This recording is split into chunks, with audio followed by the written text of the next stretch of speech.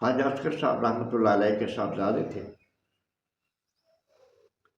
ہم تعلیم حاصل کرنے کے لیے شرق پر شریف آ گئے۔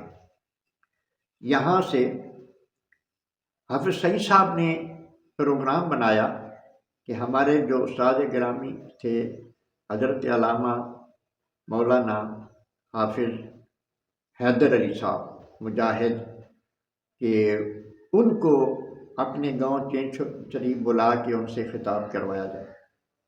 تو وہ خطاب کے لیے وہاں تشریف لائے۔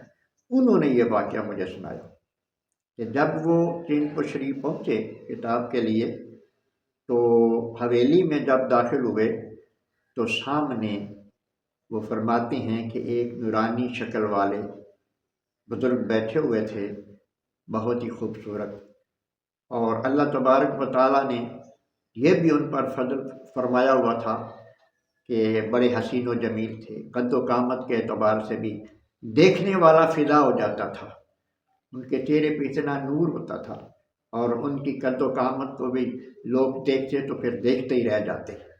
بڑا حسین ایک پیکر تھا۔ تو آپ فرماتے ہیں میں تو دیکھتے ہی بڑا متاثر ہوا، اور میں وہاں گیا، مصافحہ کیا۔ آپ چارپائی پہ تشریف فرما تھے، اور پاس ہی ایک چٹائی پہ پڑی ہوئی تھی۔ استاد صاحب فرماتے ہیں میں اس چٹائی پہ بیٹھ گیا۔ مجھے آپ نے پوچھا آپ کہاں سے آئے ہیں، آپ کا نام کیا ہے؟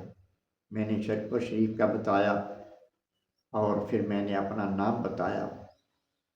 تو جلدی سے آپ چارپائی سے نیچے اترے اور مجھے پکڑ کر اٹھایا اصرار کے ساتھ۔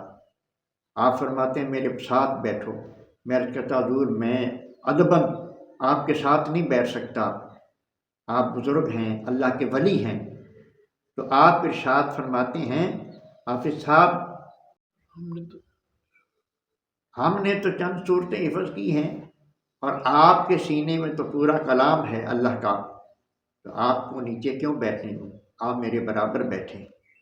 تو آپ کا یہ حسن اخلاق دیکھ کر استاد صاحب بہت زیادہ متاثر ہوئے۔ تو آپ اللہ کے فضل و کرم سے صاحب کشف و کرامات بھی تھے۔ کئی کرامتیں آپ کی جو عاجز نے دیکھی۔ اللہ اکبر۔ میں جب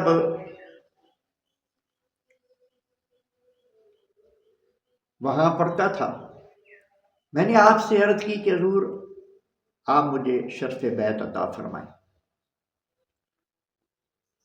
آپ فرماتے تھے ابھی تم بڑے ہو۔ سال کے بعد پھر میں نے عرض کی حضور آپ مجھے بیعت فرما لیں، مجھے مرید کر لیں۔ آپ فرماتے ہیں آپ واقعہ سی نا تو بڑا ہول ہے۔ میں نے عرض کی حضور آپ کی اتنی زیادہ عمر ہو چکی ہے، میرے بڑے ہونے تک اگر آپ دنیا میں نہ ہوئے تو پھر؟ تو آپ نے پنجابی میں فرمایا میں دنیا چ نہ ہویا تو تینوں اللہ بہت چنگا پیر دے سی۔ آپ نے مجھے یہ نہیں فرمایا کہ فلاں جگہ مرید ہو جانا،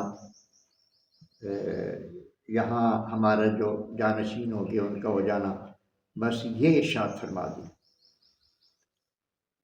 پھر وہ وقت گزر گیا، چلا گیا، اور پھر یہ ہے کہ بہت دیر ہو گئی اور میں کسی جگہ پہ مرید نہ ہو سکا۔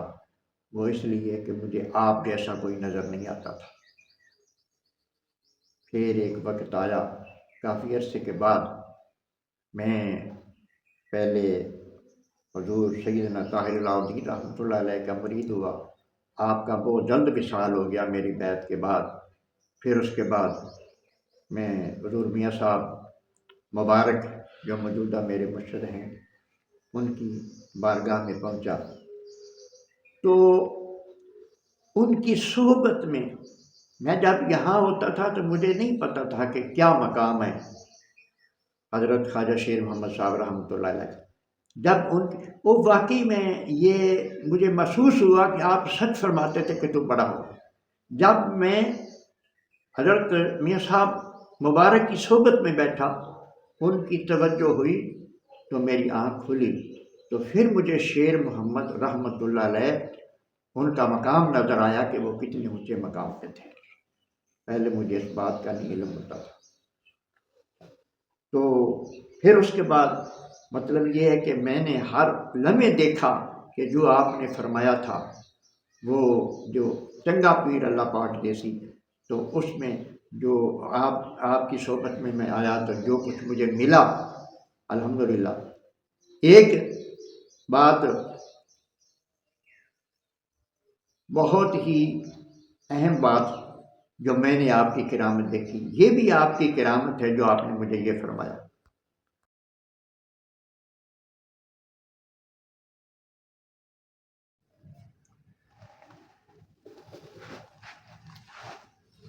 تو آپ کے زبان مبارک سے نکلے ہوئے یہ لفظ کہ روزے روشن کی طرح واضح ہیں۔ آج مجھے بہت بڑی ہستی ملی جنہوں نے میری تربیت فرمائی، اور آج مجھے مسند ارشاد پہ انہوں نے بٹھایا ہے۔ یہ بھی نگاہ لطف و کرم ہے خواجہ شیر محمد رحمۃ اللہ علیہ کا۔ ایک دفعہ میں اپنے استاد حافظ محمد علی صاحب سے یہ عرض کر رہا تھا کہ میرے لیے آپ کو خصوصی دعا کریں، منظر سناتا ہوں بعد میں پھر بھول جاتی ہے۔ تو ان کے پاس میں نے حفظ کیا، حافظ محمد علی صاحب کے پاس، علی محمد صاحب کے پاس۔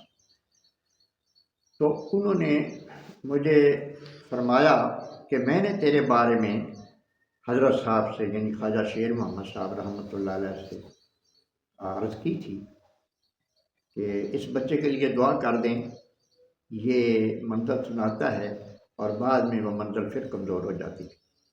تو آپ نے ارشاد فرمایا کہ حافظ صاحب اس شعبے میں تو یہ کمزور ہی رہے گا، لیکن اللہ تبارک و تعالیٰ اس سے دین کا کام لے لے گا۔ اور آج آپ کی یہ بات بالکل واضح ہے۔ اگلی بات سنا کے میں پھر اس کی وضاحت کرتا ہوں کہ میں شرک شریف جامعہ حضرت میاں صاحب میں پڑھتا تھا، ابھی زیر تعلیم تھا، وہاں سویا ہوا تھا مدرسے میں۔ مجھے ایک رات خواب آتی ہے کہ ایک نشیبی جگہ ہے، وہاں کھڑا ہوں، پیچھے سے حضرت خواجہ شیر محمد صاحب رحمۃ اللہ علیہ تشریف لاتے ہیں، میرے کندھے پہ ہاتھ رکھا ہے آپ نے اور مجھے ارشاد فرمایا پنجابی میں، پتر اے در سے ان تو چلانا ہے۔ جب میری آنکھ کھلی تو مجھے یہ بات سمجھ نہ آئی۔ میں نے کہا اتنا ٹوئے وچ کھڑے ہیں، نشیبی جگہ ہے، گھڑا ہے، اس میں کھڑا ہوں، عمارت کوئی نہیں، وہ مدرسہ کیسے ہو سکتا ہے؟ تو دوسری میری اوقات کہ میں مدرسہ چلاؤں، یہ کیسے ہو سکتا ہے؟ یہ خواب کیسی؟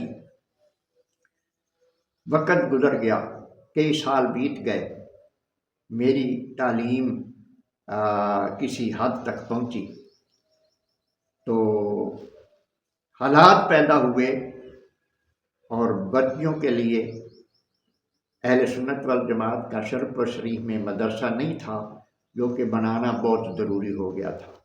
اگر یہ کام نہ ہوتا تو پھر دوسرے کسی مسلک کے لوگ جو تھے وہ ذہن بدل رہے تھے، اہل سنت والجماعت کی بچیوں کے انہوں نے مدرسہ بنایا تھا۔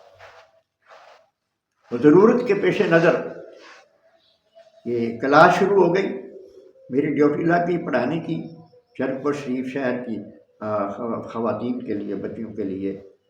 تو پھر پروگرام بنا کے جگہ خریدی جائے، تو جو جگہ ملی، جو جگہ خریدی، وہ وہی جگہ تھی جہاں کھڑے کر کے مجھے حضرت خواجہ شیر محمد صاحب رحمۃ اللہ نے فرمایا تھا کہ یہ مدرسہ انہیں چلانا۔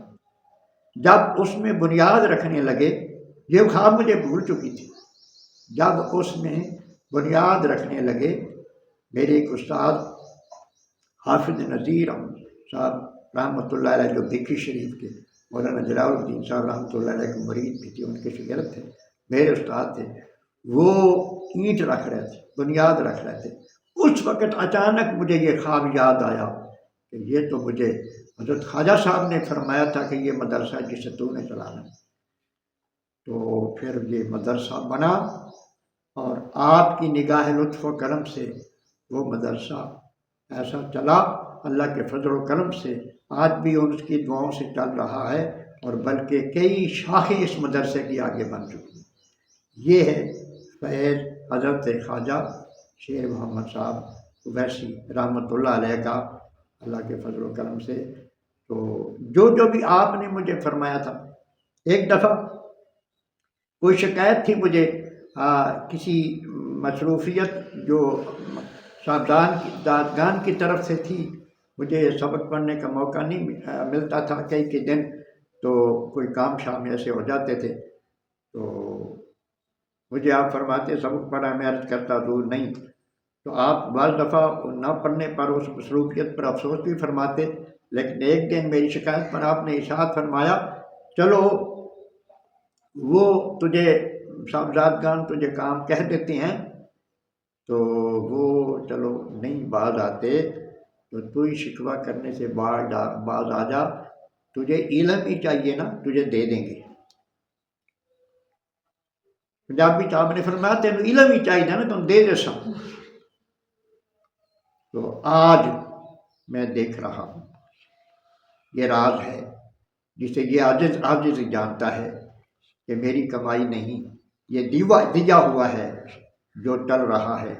अल्लाह तबारक व तआला ता क़यामत उनके फैज़ को जारी और सारी रखे, और उन्हीं के नक्श कदम पर चल कर अल्लाह करे उनकी औलाद ये फैज़ान जारी रखे और ये सिलसिला चलता रहे इंशाअल्लाह। यार जिंदा सोबत बाकी अल्लाह तबारक व तआला ये निस्बत सलामत रखे, अदब की तौफ़ीक़ अता फ़रमाए, और इस सिलसिले पर किसी उनके तरीक़े पर चलने की तौफ़ीक़ अता फ़रमाए। वस्सलामु अलैकुम।